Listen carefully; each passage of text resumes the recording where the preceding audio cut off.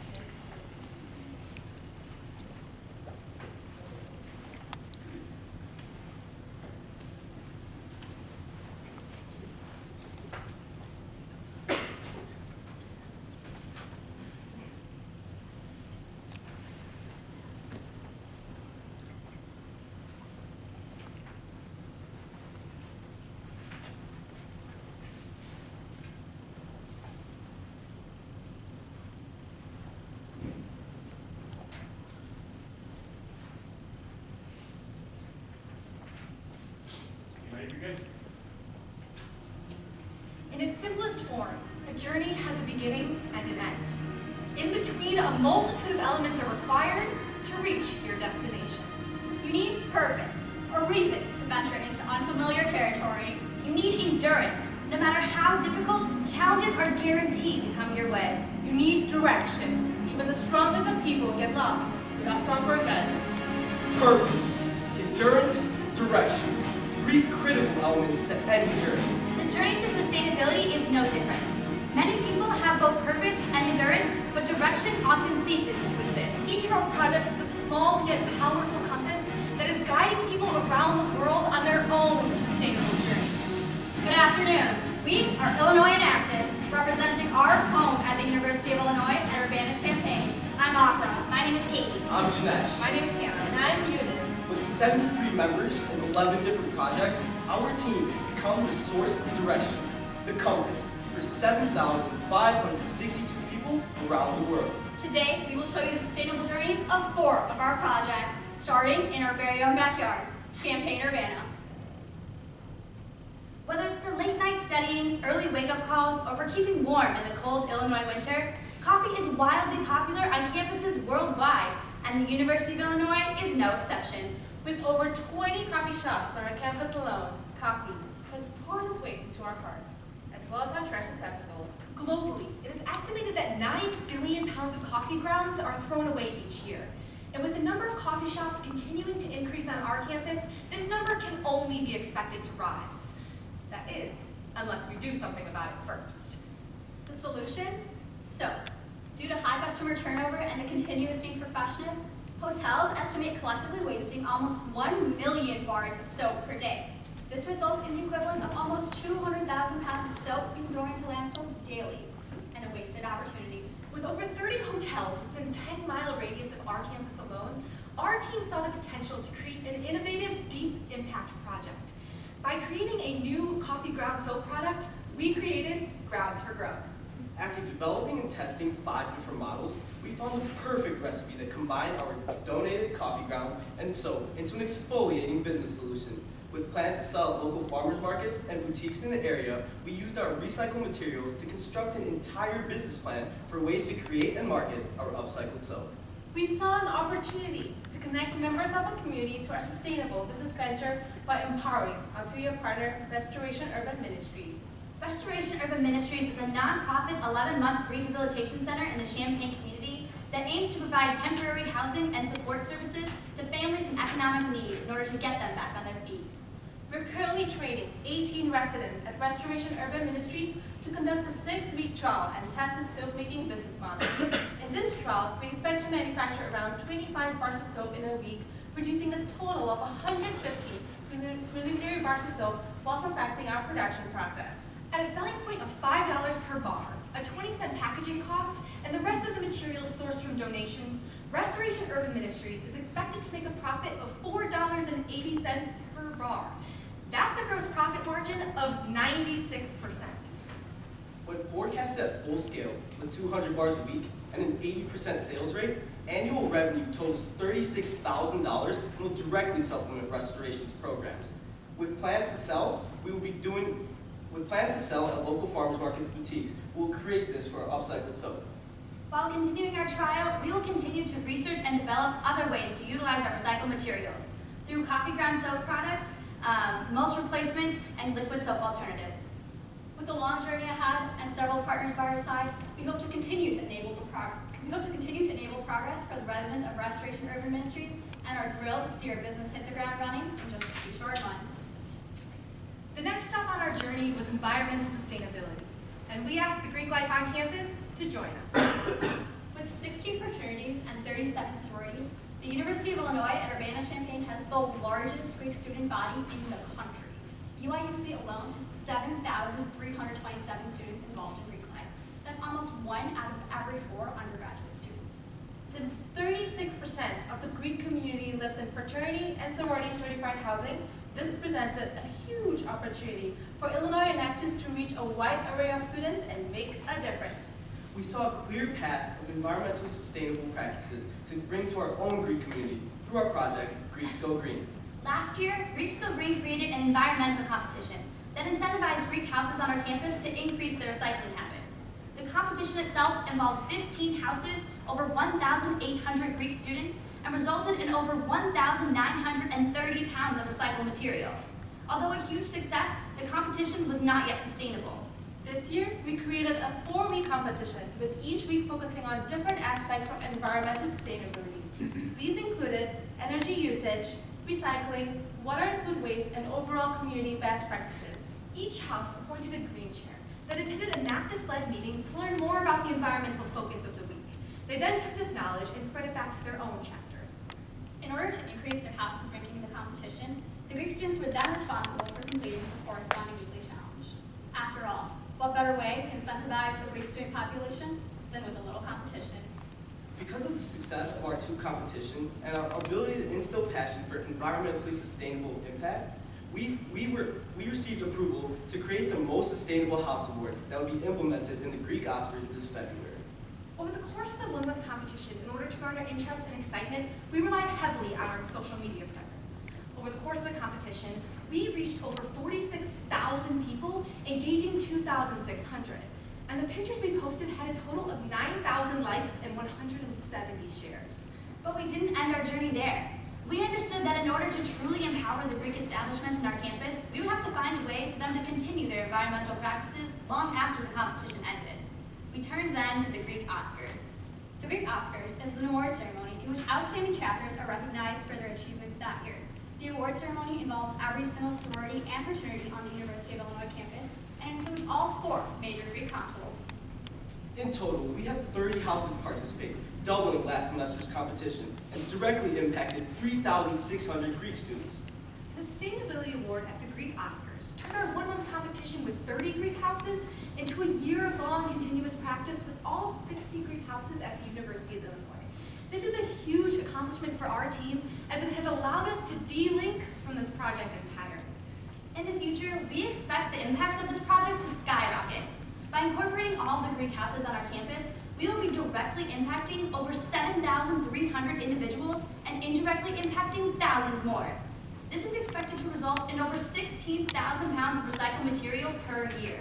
We have successfully jump-started a movement that will have a significant impact on not just the University of Illinois Greek life, but the entire Champaign-Urbana community. Friendly games aside, Champaign-Urbana is also home to severe poverty. A point-in-time survey taken in 2014 estimated that Champaign, Illinois has over 200 homeless people on the street in any given day. In addition, the poverty rate in Champaign is over 22%, a staggering 8% above the national average. To make matters worse, 58.7% of families in economic need consist of a single mother. The need for women empowerment in our community is clear. In an effort to address this, we decided to launch a project, Operation Forward. Through our project, we were able to partner with Courage Connection, a local women's shelter whose goal is to provide its members with safety, stability, and a path to self-sufficiency through a myriad of support services. In our first year working with Courage Connection, we focused on strengthening the foundation of the organization by launching a campus-wide awareness campaign and an online store. But these solutions only went so far. To truly empower the women, we had to work with them directly. What these women needed were dependable careers that would allow them to escape their abusive situations and provide for themselves and their families. This is where Illinois Enactus saw the opportunity to give these women more direction in their journeys. With the $1,500 Walmart Women's Economic Empowerment Project Partnership Grant, we were able to develop an intensive 4-week vocational training program to coach the women of Courage Connection how to not only obtain a job, but build a career. With CVS Help and Hilton Garden Inn as our primary project partners, we provided employment opportunities for these women. The program focused on developing specific skills such as resume development, application writing, interviewing tips, computer skills development, as well as entrepreneurship. These women were required to attend 3 of the 4 sessions to fully graduate from the program, as well as weekly assignments to complete for each session. While we were able to gain corporate partners such as CVS Health and Hilton Hotels, we found that it would be more successful to match these women with jobs in the field they were really interested in. So in our second semester of the project, we began to work as case managers for the women, learning what they wanted to do and figuring out how we could help them achieve their vision for success. Whether it was by setting up an email account or helping them prepare for a job interview, Operation Forward has developed a more personalized approach towards empowering women of Courage Connection. Let's hear what one of the women currently going through our vocational training program has to say. Hi, my name is Mary. I live here in Champaign, Illinois, and I'm a job seeker. I'm here at Operational Forward. My testimony is to grow and grow and grow and grow. Not being consumers, but prosperities. I like to leave a legacy, a good one. I learned cover letters and resumes. It really helped me in the workforces, so it's a good program. I like what you're doing. I do like what you're doing. As a whole, we have had 7 women complete our trial run and now have 8 women enrolled in our spring program. Currently, 2 of the women from the trial run are in the process of interviewing with our corporate partners, and one of the women is in the process of starting her very own daycare business. As we continue to gain corporate partners and begin to create even more channels for these women, we can sustainably impact the women of Courage Connection. 3 semesters ago, our journey led down a new path, a path that led us abroad to Mazatepe, Nicaragua. The economy in Mazatepe is stagnating and small businesses are struggling to thrive. With few ways and limited resources to relay their concerns to the government, Mazatepe's economy has become the 2nd worst in the Western Hemisphere. Mazatepe, Nicaragua has a mountain of possibilities within it, but we found that the biggest opportunity of improvement was economic. What Mazatepe lacked and greatly needed was a chamber of commerce. So we created Networks in Nicaragua. We quickly partnered with International Teams, a nonprofit devoted to empowering others and transforming local communities across the globe. We made 2 American contacts, a couple named Brandon and Hannah, who provided invaluable resources to our team. We broke the project down to 3 phases: feasibility, design of the chamber, and implementation. To facilitate the funding needed, our team launched an Indiegogo campaign with great success. In addition, we imported hundreds of bags of Nicaraguan coffee to sell to our local community. In a short span of time, our team raised a total of over $4,300 for the upcoming chamber. While we were able to raise $4,300, our team quickly realized that this would only be enough to sustain the chamber for the first year. Through the collection of membership dues and a partner with a profit-sharing technology firm within Mazatepe, Nicaragua, our Mazatepe Chamber of Nicaragua will be able to sustain itself for years to come. In November, we sent 5 Illinois Enactus students to Mazatepe, Nicaragua for 1 week in order to work on the actual facility for the Chamber of Commerce, as well as to present the community's new initiative to local business owners. Our members were quickly put to good use, and in 1 week had painted and constructed the chamber with a welcome room, conference room, business offices, and a place where they could brainstorm. After visiting and studying the country's only Chamber of Commerce in nearby Managua, our team was ready to take the next step to bring the Mazatepe Chamber to reality. During the founders meeting, our Enactus students led a presentation in front of 11 local business owners. The presentation educated the entrepreneurs about what a Chamber of Commerce was and how it could help to increase economic opportunities in the area. After the presentation, all 11 of those business owners decided to become members of the chamber that same day. Once we saw the excitement and passion of every single business owner to improve business resources in the community, we knew we created a successful Chamber of Commerce in Mazatepe, Nicaragua. The effects of that sentence resonates far beyond our 1-week trip. So far, we've had 7 business owners elected to the board, as well as 8 others committed to joining, making the chamber 15 members strong. And it doesn't stop there. As we're speaking, there are plans going on right now. To provide even greater assistance to the local business owners who wish to utilize the Chamber in Massatepe, we have hired one local employee to serve as the Executive Director of the Chamber of Commerce, Leonel. Leonel is responsible for general Chamber operations, recruitment, member retention, and for serving as the liaison between the Chamber in Massatepe and the one in Managua. Let's hear what the newly elected president of the Chamber of Commerce in Massatepe, Nicaragua, Mario, has to say about his experience. Hola, hello. Hello guys from the University of Illinois, the Enactus group. My name is Mario Ramirez. I'm the president of the Chamber, the new Chamber of Commerce of Massatepe. Actually, the group that came to Nicaragua, that's the reason we are here right now. That's the reason we got the Chamber going on. Even though we're starting from zero, they are actually the key to actually start the Chamber. Despite the challenges this international journey faced, Networks in Nicaragua has trailblazed a way to empower the people of Massatepe and to create opportunities for those who needed it most. Since the beginning of Illinois Enactus, we have had our eyes set on a single destination, a more sustainable world. We've learned that success is about the journey, not just the destination, and it's not an easy one to travel alone. Each of our projects is a compass for all the people we've impacted to live a better tomorrow. This year, our team spent 2,331 hours guiding 7,562 people around the world.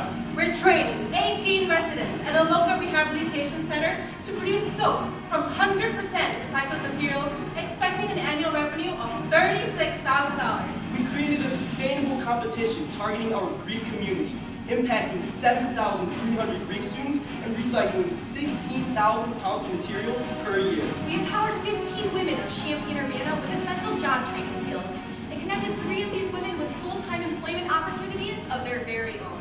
And we traveled 3,200 miles to Massatepe, Nicaragua, building the country's second Chamber of Commerce with 15 committed business owners. Although the year is coming to an end, our own journey is far from over. We will continue guiding people In our community, On our campus, And the nations abroad. we are Illinois Enactus, and we are guiding the world to a more sustainable tomorrow. together.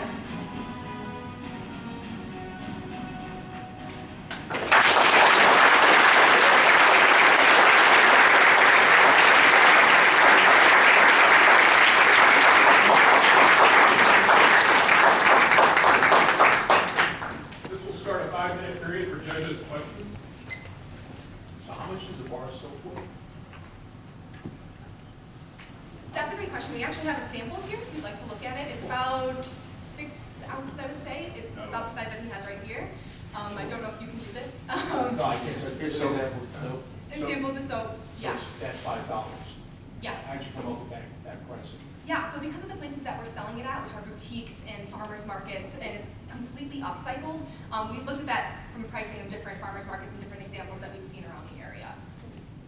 In addition, we're also utilizing the fact that this is made completely by the residents of Restoration Urban Ministries, and it's for a really good cause. And it also reaches out to those very environmentally friendly people that are really passionate about using upcycled materials. So we're able to charge a slightly premium price for it.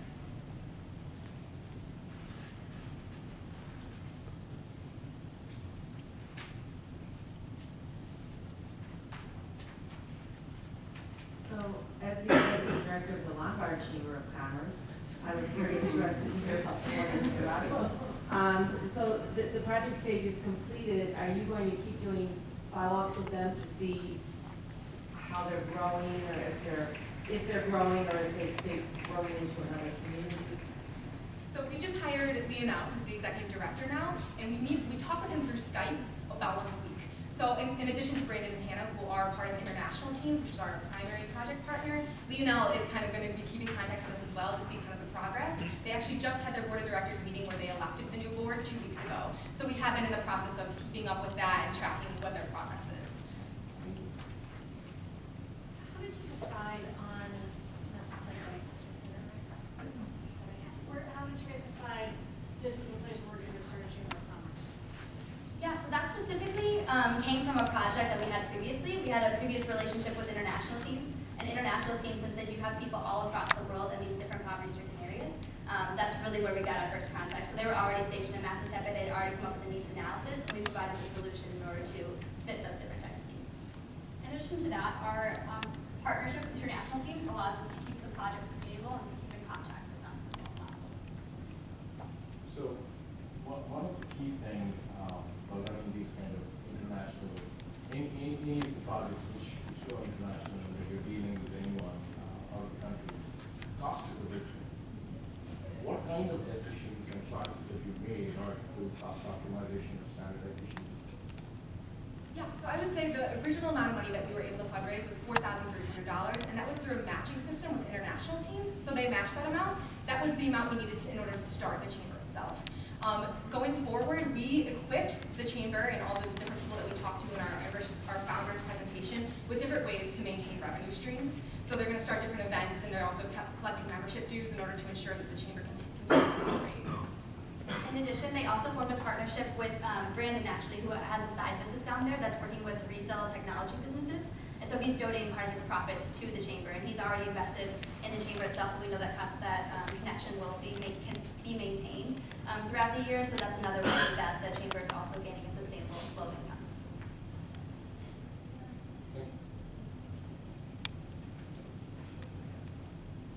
Any further questions, judges? I'm curious, what kind of businesses are in the chamber of commerce? Yeah, so it's a lot of carpentry. That's what we've realized. It's been a lot of woodworkers and a lot of people who work with manual labor. So it's really good because they have that networking opportunity. So if someone needs a house built, we can find someone who does flooring, we can find someone who does plumbing. But they're not originally connected. So this Chamber of Commerce is going to help them to do that. So it really does work well because they have a collective of the similar business patterns that they can network together. Anything else? I have one question. So with the chamber, what are some of the goals that you guys have? How is that going to really impact that local community? Yeah, so I would say that one of the goals obviously is to get as many members as we can involved in the chamber as possible. And the real benefit to that is one, they get to network within their own businesses and their own community in order to see if they can maximize some of their business opportunities with other people locally. But also it allows them to actually gather their concerns and be able to relay those to the government. Because that's a really big problem right now is that, my business might be struggling, but I have no way of telling the government how to regulate that or what they can do in order to help me, a small business owner. So this kind of aggregates all of their different concerns or all their different requests that they would like to make to higher government entities and puts them all into one system that they're able to give.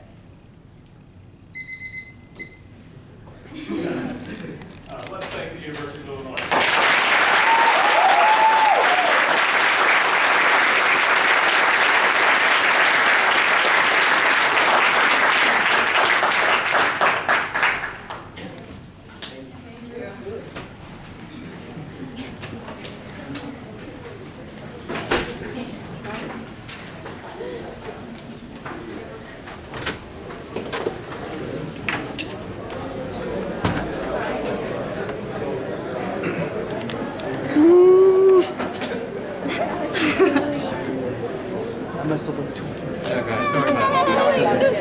I messed up one I've never messed up before. That's okay. Tell me, did I pick it up?